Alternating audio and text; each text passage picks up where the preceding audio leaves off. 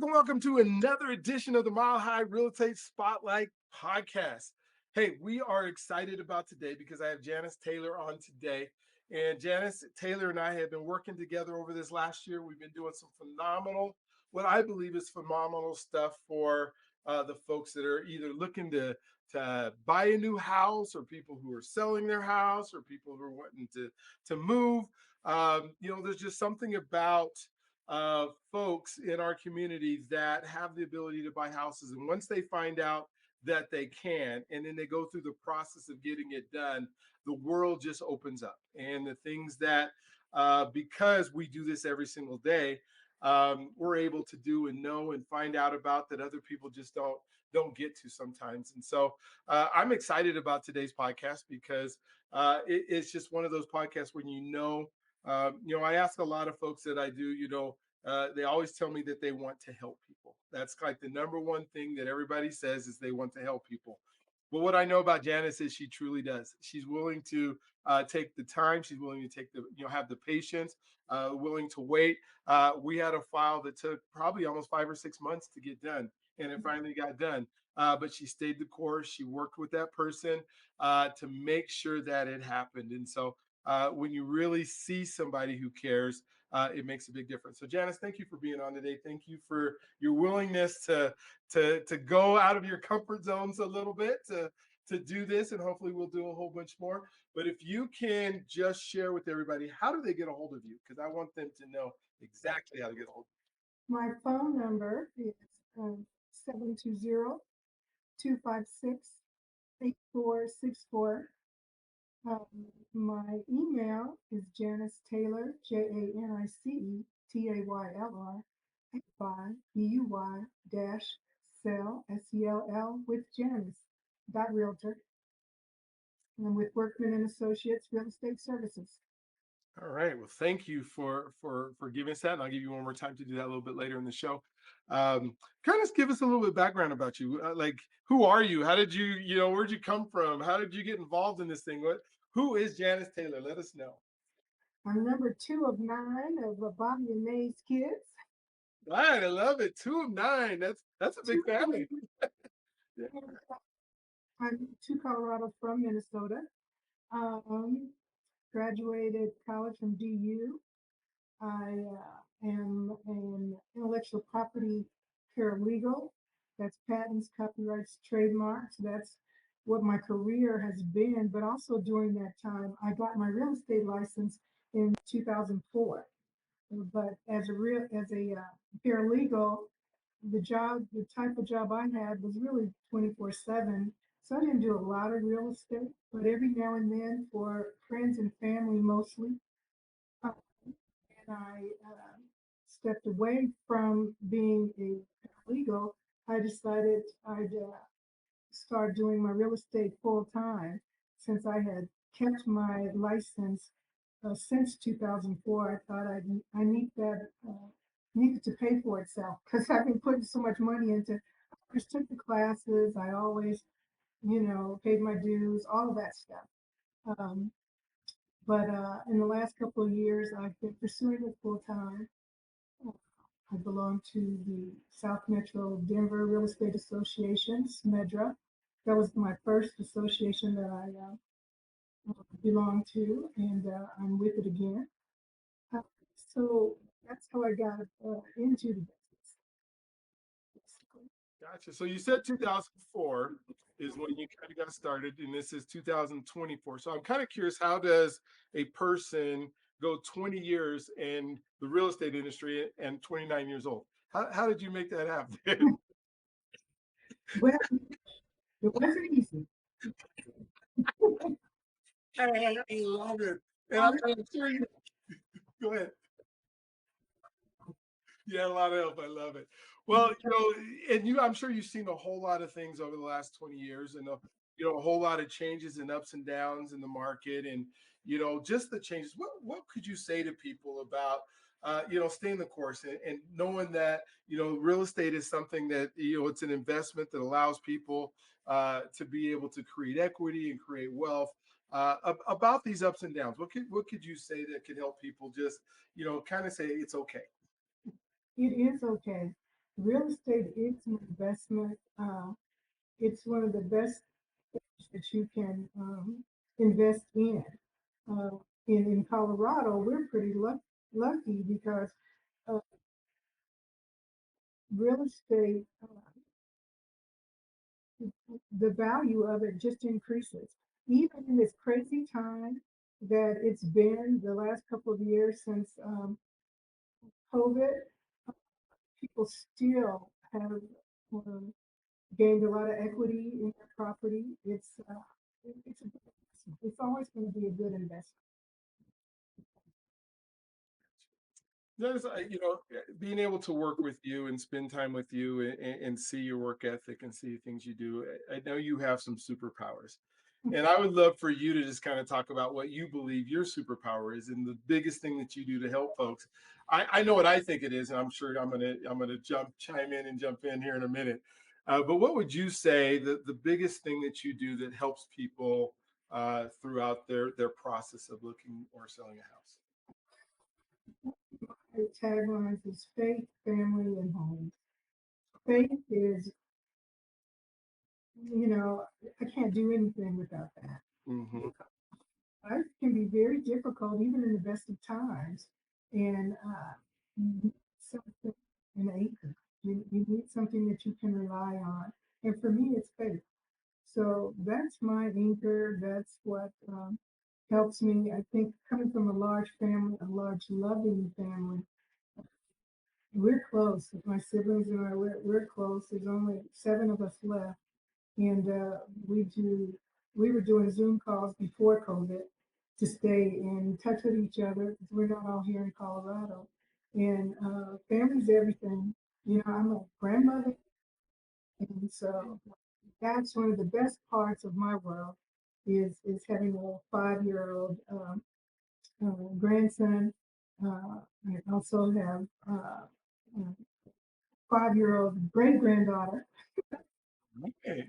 Girl. So, so my husband and I, we have grandkids, and so that's a big part of our life. But I think because of my faith and because of my family, I learned early on to care about people, to help, um, to, you know, if somebody is in need, you help them, you know, and when you are a professional of any sort, um, you have been given an opportunity to contribute whatever it is your specialty, whatever is your area of expertise. And you should do it not just to your industry, but to the community, you know, to your friends, to your family. So that's kind of what kind of leads me Love it. I love it. every day. Yeah, and I can see that, and I would say the same thing. Your ability to care and the compassion that you give to people, and this process can be daunting. You know, especially if you're a first time home buyer, a person who has never been through this process before, and to spend that time not only helping somebody find a house, but helping them understand the process. You know that can be where I think a lot of agents and people around kind of falter sometimes is being able to stay that course. And so I see that in the caring, and I see that in the patience.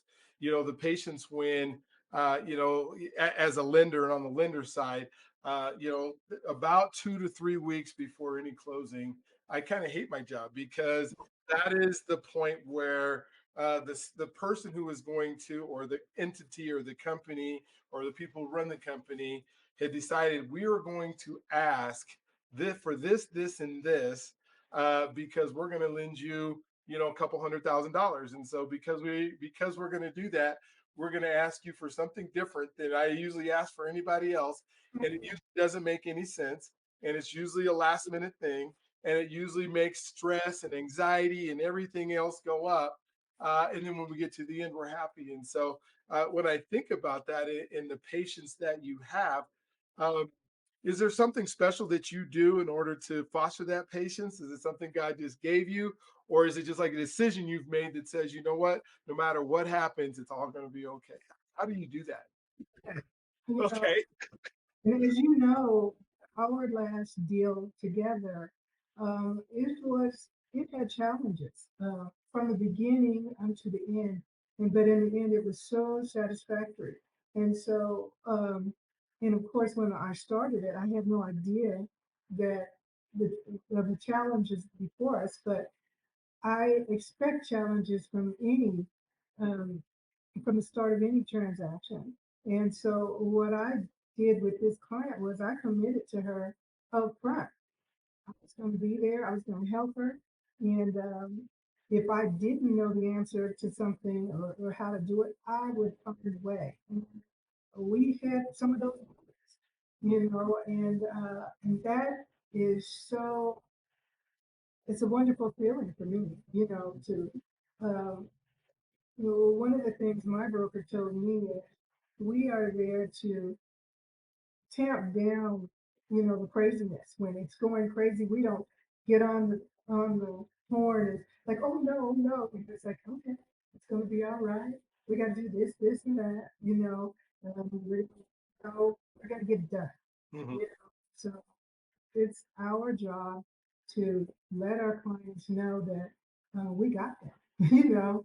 We're going to get them through this, whatever it takes, whatever it takes. And for some, it takes more than others, you know, and you don't know what that is until you're in it, you know.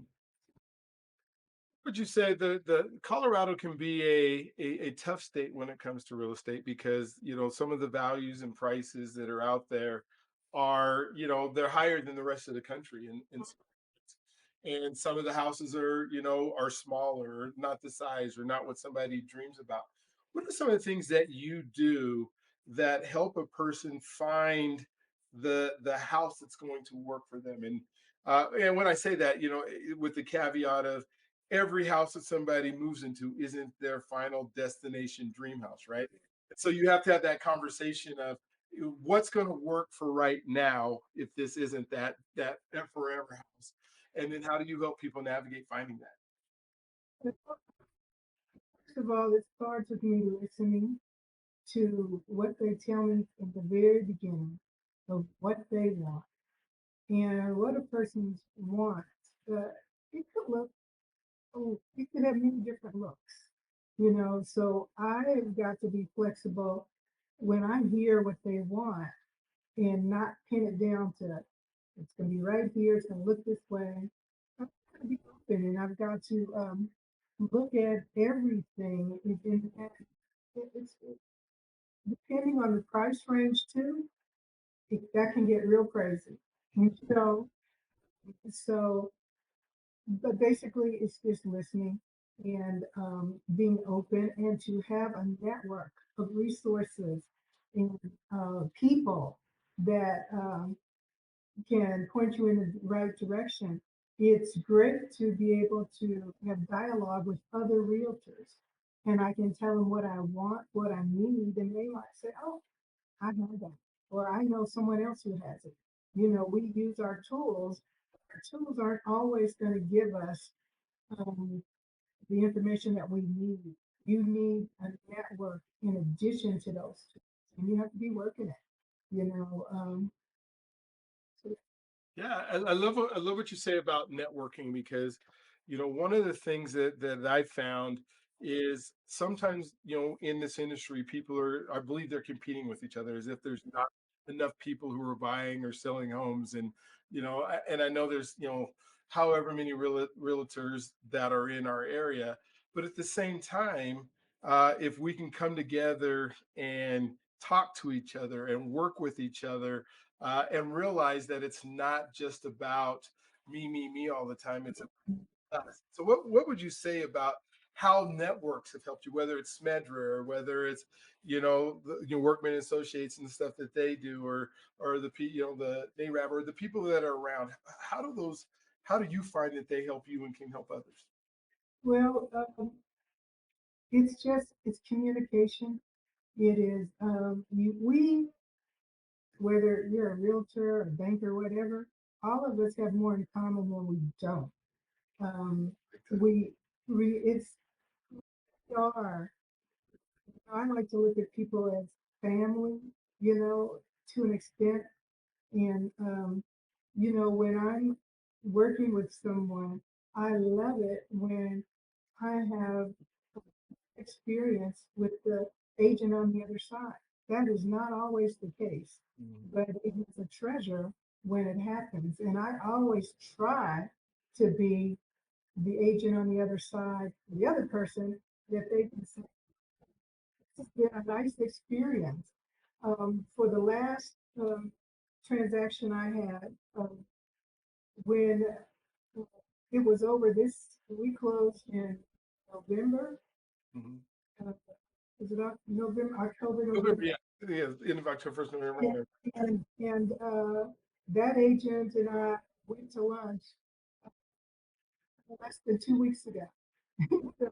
We had an experience. We just wanted to fellowship, basically, um, about that and talk about our experiences. And so I've had that happen a number of times with the agent on the other side. Uh, it's about respect. I'm going to respect you. I want you to respect me. And a lot of that happens in the way you treat the other person, in the way you receive information from them, and the way you give it to them. And so, respect is a big part of this business. Respect for our buyers, our sellers, the agents on the other side, our vendors that we're working with, the lenders, uh, title companies, all of it. We are all in this together trying to make this happen. It's not just the real estate agent and the lender that gets this done. It's a whole network of people, and you need to be able to communicate with those people and develop those relationships, because even if you're working on a deal and there's something you need answers to, and the people you're working with can't give you what you need, if you have good relationships with other people in this field, you can go to them and say, this is what's going on. What do you have to say about it? Or what can you tell me? And that's very helpful, so I believe there's enough for all of us. It's not a competition. I mean, yeah, I want to do what I do and well and make money and all of that stuff, but there's just so many more pieces. Yeah, and that's where you can see that caring coming through. Well, one of the unique things about our conversation today is, I have two podcasts, and I'm getting ready to start a third one. But the one that I have is the Mile High Real Estate Spotlight podcast is what we're on now, and then I also have the Black Wealth Experience podcast. And so when we start thinking about communities of color and folks that are you just people who haven't had the opportunities or known that they've had the opportunities, what would you say, to someone who's thinking about that the person that's in one of those situations that maybe their family has never owned a home, or maybe they've come from places that have been disadvantaged, and this thing called home ownership just seems like it's so far out there that it's never going to happen. It's not possible. Houses cost too much. I don't have enough money. All those things that have been taught and ingrained as this is what you get out of life. What would you say to that group of people? That you are included also, that this is for all of us, and you need to um, uh, not give up on that. You need to want it. And there are people out here, and am, hope I'm one of them, that you can trust. People of color, people who are marginalized, have trust issues, and rightly so. Mhm. You know, sometimes if you if your situation is challenging, it's going to take more work.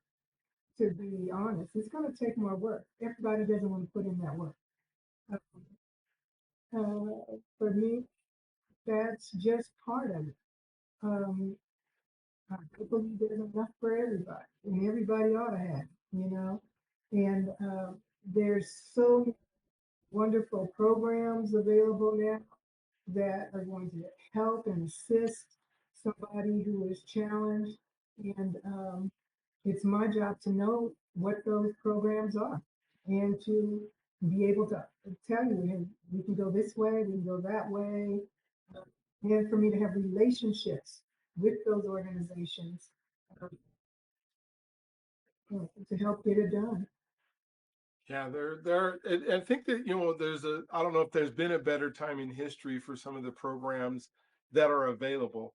I'm not going to say there's not hoops and there's not stuff that you have to jump through to get to them, but the Mhm. plans are available and they're out there. And, when I think, when I bought my first house in the late 80s, there was none of those programs that are available. It was figure out how you go. And, Yeah. we get to the 90s and the early 2000s and then today you look at anybody who truly wants to purchase a home and is willing to do and willing to spend that time. Mhm. It's not a like I guess you can go get an apartment in a few days, right? You can go and somebody's going to hand you an apartment if you Yeah. have the money in the down payment. But right now it's actually almost cheaper for some people to get a house than it is to get into an apartment because of all the first month and the last month and security and all that kind of stuff. There are programs out there where somebody can get in for like $1,000. Yeah. And then they come see somebody like you, Janice, where they go, okay, the bank said that I qualify for $350,000. When they do that, you are then, charging that. I'm kind of asking, what your process is how do you find that when somebody comes to you and says, this is what the bank says I can qualify for? What are kind of the steps that you do in order to help them find that property here in our metro area? But one of the things is again to have the conversation with them. There's a list of questions and things I try to ask them, and again, listening. I will listen to what they're saying. Maybe they have access to other things that they're not thinking about that might help them with that. There's also developing a relationship with their lender, if they have one, right from the beginning. So the two of you can be on the same page. If they're not, if they don't have a lender, is knowing lenders that they might be that fit. So those are some of the things that I do. Again, it's just um, being knowledgeable about who are some of the players in the industry or in the community in these different areas. Just, it's just a lot gathering information and being able to access that information to come up with whatever this person needs. You gotta know people, you gotta know companies, you gotta listen, um, all of those types of things. So I guess the question I have now, and if we kind of talk about forecasting, and we talk about the future and what the future may hold, and I know none of us really know what the future. Hmm. But I know you've been around at least 29 years, and so of those 29 years you've been around, or you've been look. What are some of the trends or things that you're thinking? If somebody's watching us today, going, I think I might want to buy a house, or I think I might want to sell my house, or I already have a house, I want to buy an investment property, or I want to downsize or move up. What are some of the things that you see with all your connections, networking, all those types of things that could help somebody make a decision on what to do? Well, I don't have a crystal ball, but as I said before, I think it's always a good time to invest in real estate. Uh, and you need to know that real estate is inherently local, so the conditions can vary widely.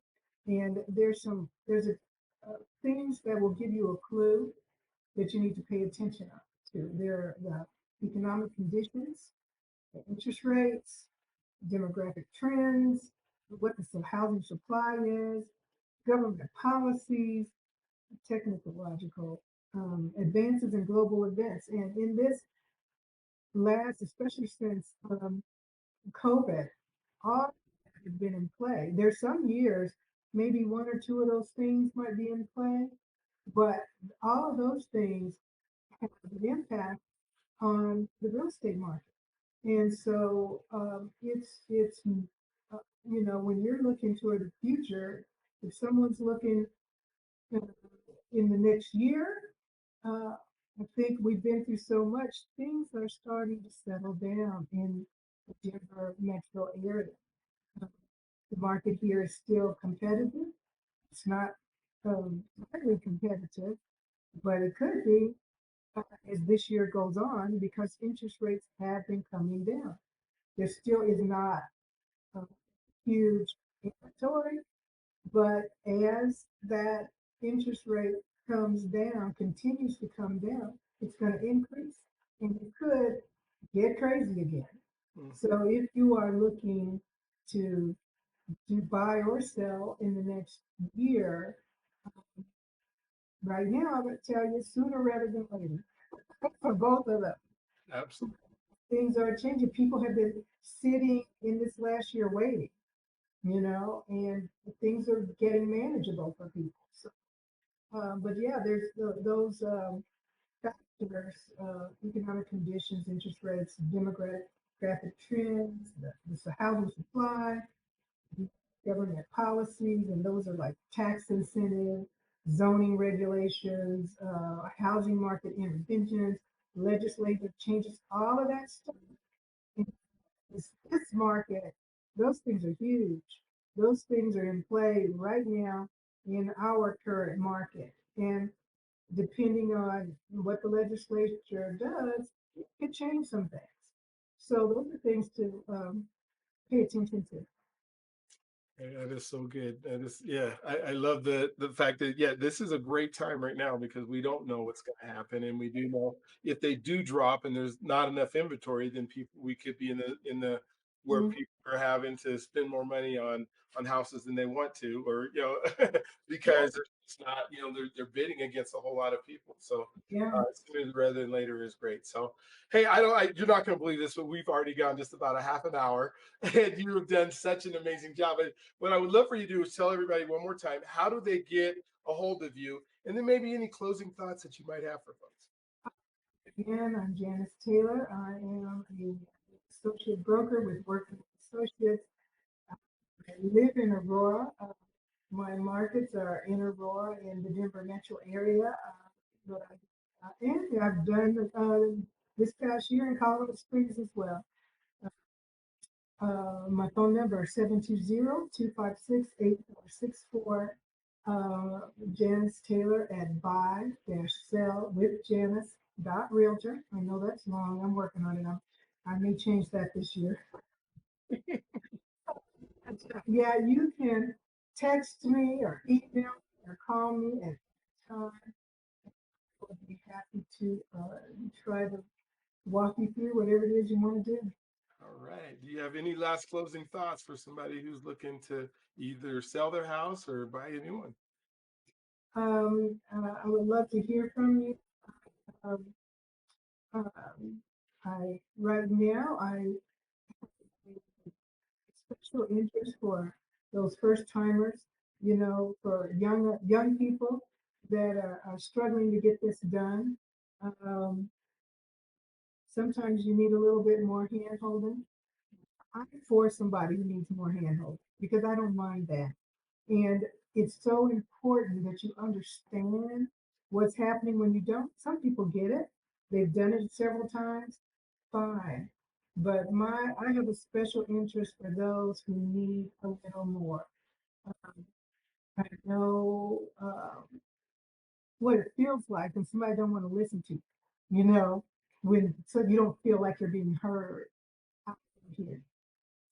Oh, I love that. And I hope you guys are hearing what I'm hearing. And absolutely, there are times in our lives when we need somebody to hold our hands and to walk us through, especially if it's something that we have never done before, never experienced, never even seen before. And to have somebody who's willing to come alongside you. That reminds me of our faith and what God has asked us to do. And I hope you're hearing that there's somebody you can trust, somebody that is caring, somebody who's compassionate. If that's what you're looking for, then you have found the right person in Janice. And I thank you so much for being on today. I thank you for being willing to step out I say this in almost every single one of our podcasts, that one, that you can do this. There are things that are put in place and in motion that are behind the scenes that allow you to be able to do this. The second thing is you deserve this. We have been part of a country that is built on the backs of people who have gone before us, that allow us to be able to enjoy some of the things that are part of this country. And home ownership is one of those things. And the last thing is, let us help you. As Janice has told you, as we have talked this whole time, is the networking, the people that the places, the opportunities of whether they're down payment assistance programs, or they're just lending programs, or they're just programs that are out there. We know this because we do this every single day. And so we want to put that knowledge that we have into your brain, into your pocket, and ultimately into the house that you own. So thank you for being a part of another episode of the Mile High Real Estate Spotlight broadcast, with the caveat with the Black Wealth experience in this particular one. And we will look forward to seeing you guys all the next time. So you guys have a wonderful rest of your day, and we'll talk to you soon.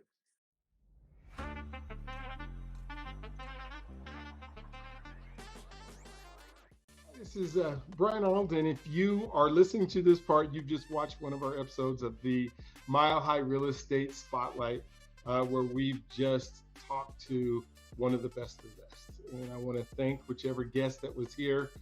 They are phenomenal. They are amazing. They are the top of the top, the best of the best that are in our industry, that are here with us today. And so I encourage you to please call them, pick their brains. They work for you.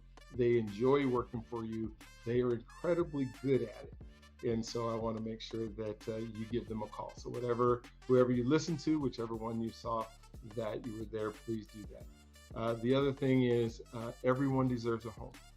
Everyone deserves a home. I say that at the end of my show. You deserve it. Let us help you do it. My goal is to make sure that we see homeownership. It just sickens me to see apartment complexes continue to go up, because I know those are people who haven't been able to make the call or figure out a plan. So let us help put that plan together for you. I have some websites that allow you to do that, and I'll put those in the bottom, but please do.